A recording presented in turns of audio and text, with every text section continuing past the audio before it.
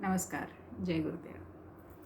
पुढच्या ओव्यांमध्ये माऊली संन्यासी आणि योगी यांच्यामध्ये कसं अद्वैत आहे, हे कसे वेगळे नाहीत हे समजावून सांगतात. माऊली म्हणतात, ओवी 39वी, ऐके योगी आणि संन्यासी जनी, हे एकाची सिनाने झणी माणी, एरवी विचारी जती जव दोन्ही तव एकची आहेत. जनरली समाजामध्ये असं पाहिलं जातं की त्यांना संन्यासी वेगळे वाटतात, योगी वेगळे वाटतात.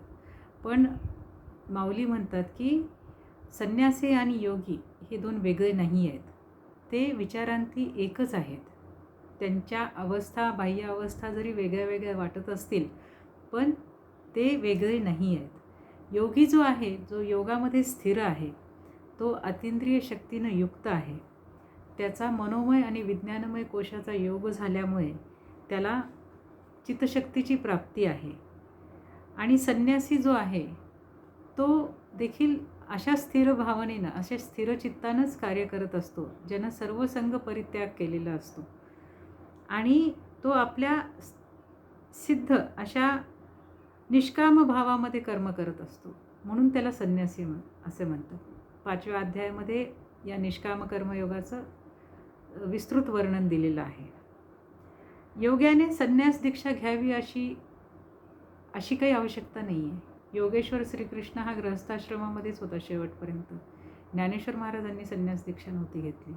त्यामुळे योगी आणि संन्यासी हे बाह्यरूपानं जरी वेगळे वाटत असले, तरी तत्वरूपानं त्यांची ही स्थिती ही एकच असते. पुढच्या ओवीमध्ये माऊली म्हणतात, सांडीजे दुजया नामाचा आभासू, तरी योगू तोची संन्यासू, पाहता ब्रह्मी नाही अवकाशू दोही माझे. माऊली म्हणतात की हा जो नामाचा आभास आहे, योगी आणि संन्यासी हे जे दोन नाम आहेत, त्याचा आभास तू सोडून दे. हा आभास आहे, हे सत्य नाही आहे. तरी योगी तोची संन्यास, जो योगी आहे तोच संन्यास, म्हणजे योग जो आहे तोच संन्यास पण आहे. जैसे पाहता ब्रह्मी नाही अवकाशू दोघा माझी, दोघांची जी ब्रह्मीभूत अवस्था आहे त्यामध्ये काहीही फरक नाही आहे. त्यामुळे तू योगी आणि संन्यासी यांना वेगळं असं मानू नको.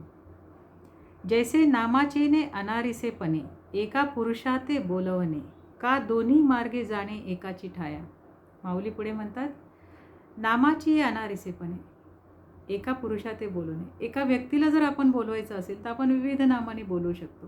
जसं आपण श्रीकृष्णाला श्रीकृष्ण म्हणतो, गोपाळ, योगेश्वर, असे खूप काही त्याला नावं देतो. तर पण शेवटी आपण त्या श्रीकृष्णालाच बोलवत असतो. जसे अनेक नावांनी एखाद्या व्यक्तीला बोलवणे, तशीच हे जे तत्त्व आहे, हे जे एक निरीच्छ तत्त्व आहे, त्या तत्त्वाला तुम्ही योगी म्हणा किंवा तुम्ही संन्यासी म्हणा, ते बोलवणे एकच आहे. जैसे का दोन्ही मार्गे जाणे एकाच ठाई, तर हे कोणते दोन मार्ग आहेत? हा एक आहे कर्मसन्यास मार्ग, जो संन्यासी घेत असतो, आणि योग मार्ग, ध्यान मार्ग, ज्या मार्गे योगी चालत असतो. तर हे दोन्ही मार्ग एकाच ठिकाणी जाणार आहेत. दोघांना देखील त्या वैश्विक शक्तीच्या ठाई लीन होऊन राहणं आहे. त्या दोघांचा ध्येय हे एकच आहे. त्यामुळे हे दोन्ही मार्ग एकत्र एकाच ठिकाणी जात आहेत. ना तरी एकची उदक सहजे, परी सिनानी घटी भरिजे, तैसे भिन्नत्व जाणीजे योग संन्यासाचे. म्हणजे एकच जल आपण निरनिराळ्या भांड्यामध्ये साठवून ठेवतो, पिपामध्ये ठेवतो, घागरीमध्ये ठेवतो, फिल्टरमध्ये पाणी असतं, फ्रीजमधल्या बाटल्यांमध्ये पाणी असतं, पण ते पाणीच असतं. ते निरनिराळ्या घटांमध्ये जरी ठेवलेलं असलं तरी त्याचं तत्त्व किंवा त्याचे बेसिक प्रिन्सिपल्स हे चेंज होत नसतं. त्यामुळे तुम्ही हे जे निरीच्छ तत्त्व आहे, ही जी वैश्विक शक्ती आहे, जी ही 6 गुणांनी युक्त आहे, ही त्या दोघांमध्ये पण स्थिर आहे. जरी तो संन्यासी दिसत असला, जरी तो योगी दिसत असला, तरी ती शक्ती तिथे स्थिर आहे. तैसे भिन्नत्व जाणीजे योग संन्यासाचे. तर हे भिन्नत्व जर तुला हे जाणून घ्यायचं असेल तर ते अद्वैतच आहे, पण ते तू या मार्गाने जाणून घे. ऐके सकळ संमते जगी, अर्जुना पाही तोची योगी, जो कर्मे करून रागी नोहेच फळी.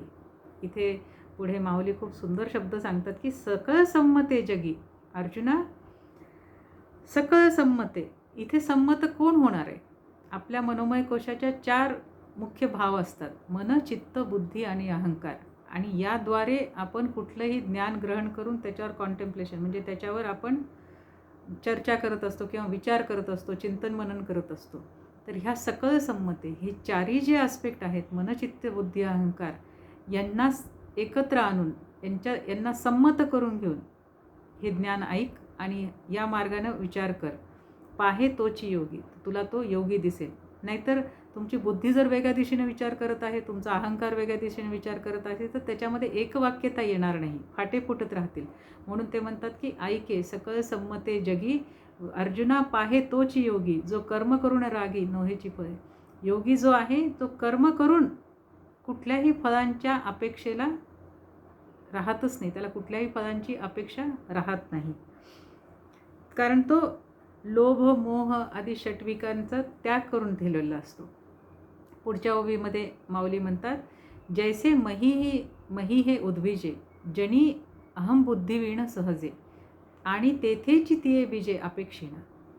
मही म्हणजे पृथ्वी आणि उद्भिज म्हणजे जे 4 उद्भिज आहेत, जे पृथ्वीवर जे जीवतत्व चाललेलं आहे ते कसं अवतीर्ण होतं. ते आपल्या पूर्वकर्माच्या बेसिसवर अवतीर्ण होतं. आपला जन्म किंवा कुठल्याही प्राणीमात्राचा जन्म कसा होतो किंवा जो उद्भिज आहे, इवन झाडं वगैरे सगळ्यांचा जन्म हा त्यांच्या पूर्वकर्माच्या अनुसारानं होत असतो. म्हणून माऊली इथे म्हणतात की पृथ्वीवर असे योगी किंवा असे संन्यासी हे असे उद्भिज नाही आहेत. त्यांना कुठलाही पूर्वकर्माचा बेसच नाही आहे, कारण त्यांना ते कुठल्याही कर्मानं बंधित झालेले नसतात. त्यांचे सर्व पूर्वकर्म हे जळून गेलेले असतात. तेव्हाच ते या योगी किंवा संन्यासी तत्वाला प्राप्त होतात. त्यामुळे तू अहमबुद्धिवीण सहजे, ते अहंकार आणि बुद्धीशिवाय अशा सहज अशा अवस्थेमध्ये जगत असतात. तर ही सहज अवस्था काय आहे की ज्यामध्ये तुम्ही कर्म तर करत आहात, तुम्ही सर्व कर्म करत आहात, परंतु तुम्हाला कुठल्याही कर्मफलाची अपेक्षा नाही आहे. अशा सहज भावामध्ये, अशा अक्रिय भावामध्ये हे योगी आणि संन्यासी नेहमी जगत असतात. त्यामुळे माऊली पुढे म्हणतात, आणि तेथीची तिये बीजे अपेक्षिणा, त्यामुळे त्यांच्या कर्माला कुठल्याच फळाची अपेक्षा नाही. त्यामुळे त्यांच्या कर्माची बीज इथं राहतच नाही आहेत. असे जे योगी असतात ते पृथ्वीवर असे योगी संन्यासी जन्म घेतात, ते त्यांच्या स्वतःच्या इच्छेनं जन्म घेतात. जसा श्रीकृष्णानं गीतेमध्ये म्हटलं आहे की असे योगी केव्हा जन्म घेतात, मी केव्हा जन्म घेतो, यदा यदा ही धर्मस्य ग्लानिर्भवती भारत अभ्युत्थानम् अधर्मस्य. म्हणजे जेव्हा जेव्हा धर्माला ग्लानी येते, जेव्हा जेव्हा अधर्म खूप फोफावतो, तेव्हा हे सर्व सेट राईट करण्याकरता, म्हणजे हे धर्माची रिज्युनेशन करण्याकरता, धर्माला पुनर्स्थापित करण्याकरता असे योगी आणि संन्यासी हे पृथ्वीवर अवतीर्ण होतात. कुठल्याही कर्माच्या कुठलंही कर्म राहिलं आहे आणि ते कर्म फेडण्याकरता म्हणून हे येत नसतात, कारण त्यांचा कर्माचा संचयच नसतो.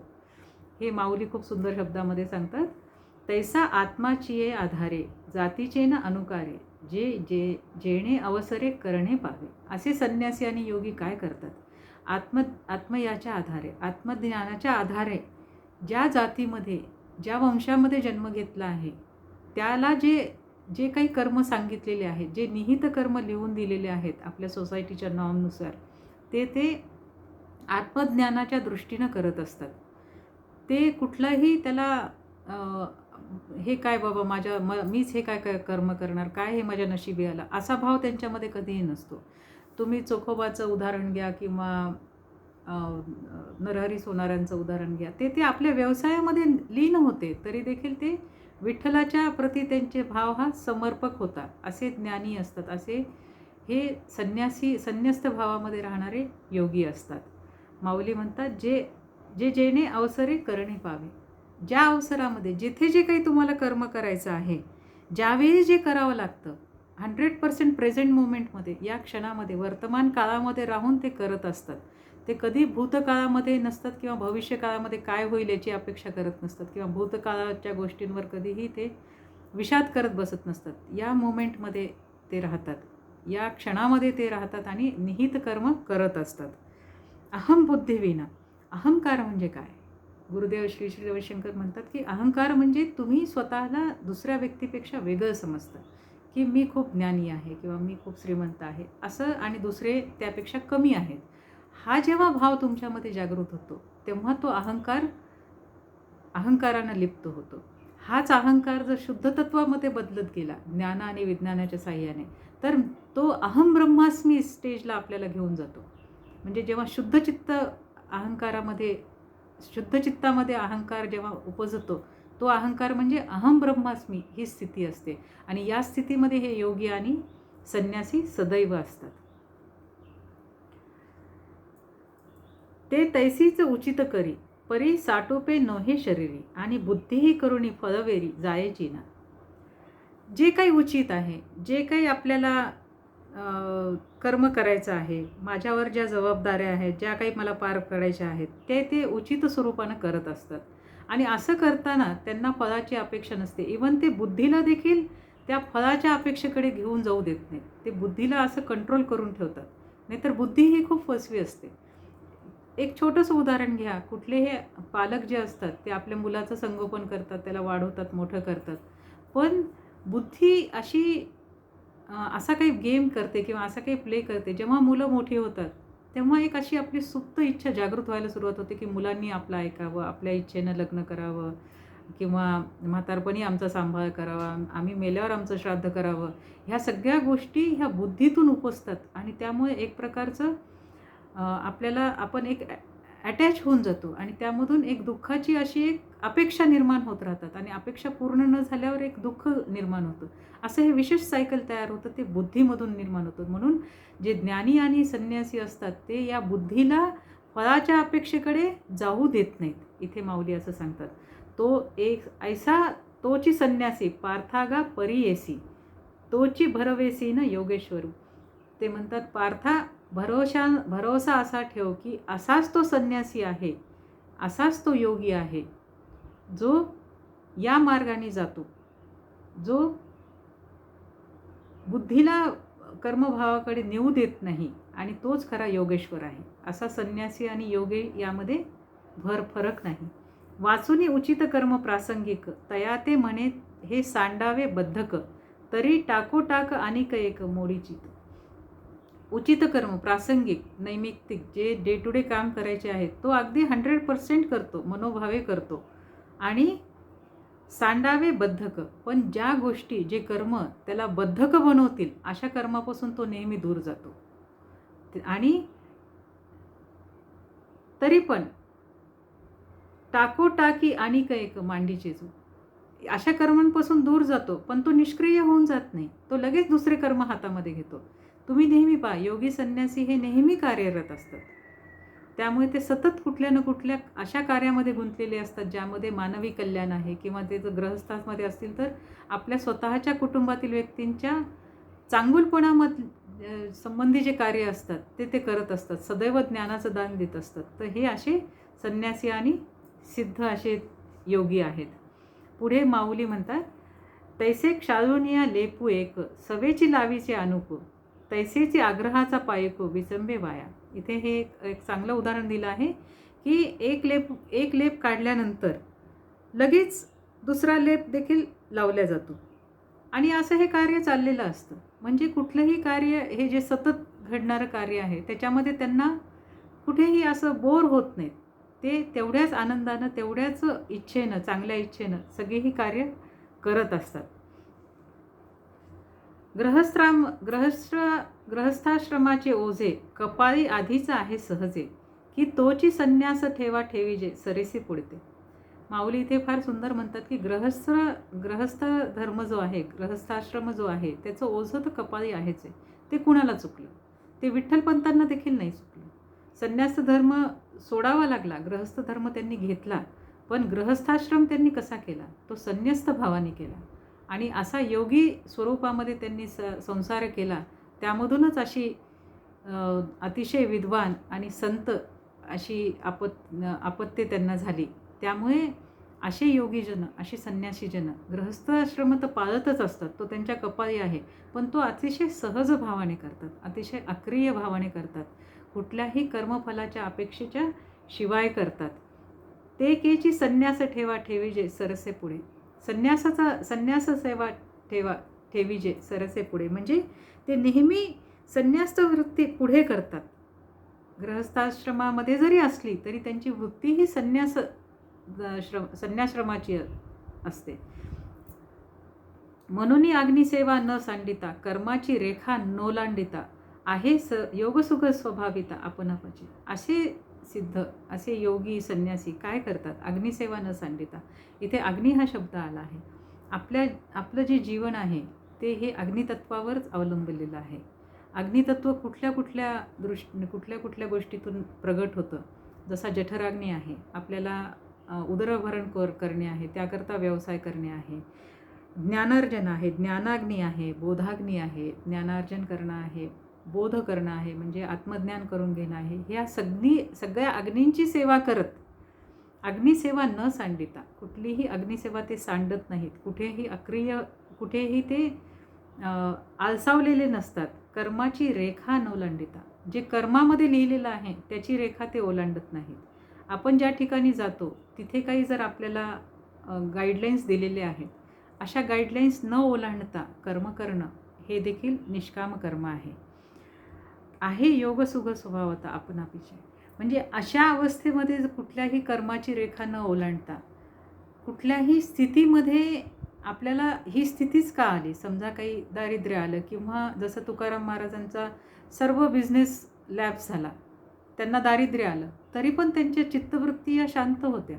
कारण ते असे संन्यासी होते, की ते असे योगी होते की त्यांनी ह्या सर्व जो लॉस आला, सर्व जे काही त्यांचं होतं ते सगळं गेलं, त्यामध्ये देखील त्यांच्या चित्ताला कधी कुठलाही धक्का पोचला नाही. ते तसेच शांत चित्त राहिले. जसे विठ्ठलपंत होते, कुलकर्णी होते ते गावाचे, पण त्यांच्यावर काय अवस्था आली, सिद्ध बेटावर झोपडी बांधून त्यांना राहावं लागलं. सर्व काही गेलं, पण कधीही त्यामध्ये त्यांना खेद वाटला नाही. अशी ही खेदविरहित जी स्थिती असते तेच योगसुख स्वभावता, हेच योगाचं सुख आहे. ते स्वभावता आहे, ते त्यांच्या स्वभावामध्ये दृढ झालेलं आहे. तो एक सहज भाव हा त्यांचं जगणं बनून गेलेलं आहे. त्यांची पूर्ण पर्सनॅलिटी ही अशीच आहे. त्यांची पूर्ण जीवनाची जी अवस्था आहे ती अशीच आहे, आपणापशी, म्हणजे हे आपल्यापाशीच आहे. हे सर्व तू जाणून घे पार्था. आणि अशी ही संन्यासी आणि योगी लोकांची जी अवस्था आहे ही माऊलींनी खूप सहज रीतीने आणि सुंदर रीतीने सांगितलेली आहे. आज आपण इथेच विराम घेऊया. रामकृष्ण हरी. नमस्कार.